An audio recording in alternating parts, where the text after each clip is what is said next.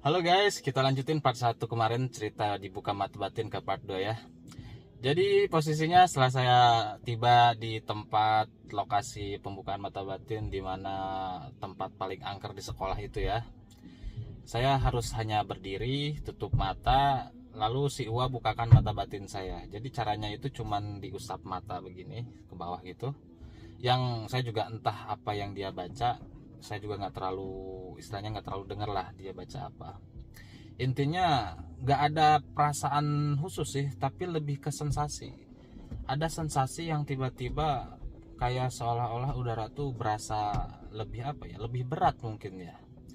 Jadi dan di badan tuh saya ngerasa tiba-tiba darah tuh seolah-olah dari yang tadinya di atas, di kepala, di badan, di punggung gitu, tiba-tiba turun deras ke bawah. Zer, itu kayak apa yang ngejelasinnya? Jujur aja itu agak-agak sulit dijelaskan guys. Jadi kayak seolah-olah darah tuh turun aja itu. Dan setelah si Uap bilang udah selesai ya, dia tuh agak geser. Kalau gitu kamu tunggu di sini, saya pergi ke sana ke tempat teman-teman yang lain. Nanti kamu lihat aja ke dalam, lihat-lihat gitu kanan kiri, pokoknya sampai kamu bisa ngelihat yang kamu pengen lihat, kata dia gitu. Oh siap Wak gitu. Setelah saya rasa-rasakan gitu di mana darah sudah turun ke bawah, sensasi udara terasa lebih berat. Setelah dia pergi, saya perhatikan di dalam kelas yang gelap gulita. kaget kaget gua.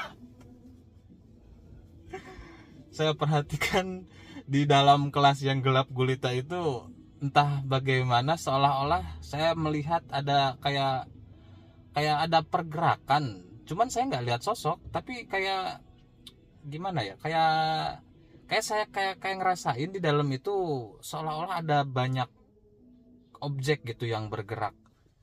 Saya pun agak kaget waktu itu, apa apa saya salah lihat. Saya kemudian lebih lebih fokus lagi kan melihat ke dalam kelas itu. Saya pikir-pikir ini salah lihat apa enggak.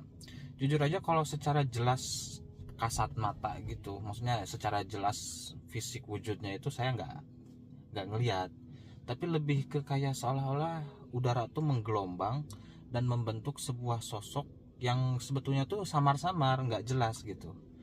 Dan setelah saya lihat fenomena itu, tiba-tiba si Uwa lari datang menghampiri saya agak kaget kenapa tiba-tiba dia lari. Akhirnya dia datang, udah dulu ya, kita kita pergi dari sini, kata dia dengan sedikit panik.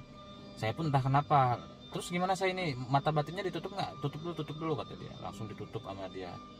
Akhirnya kita pergi meninggalkan sekolah itu.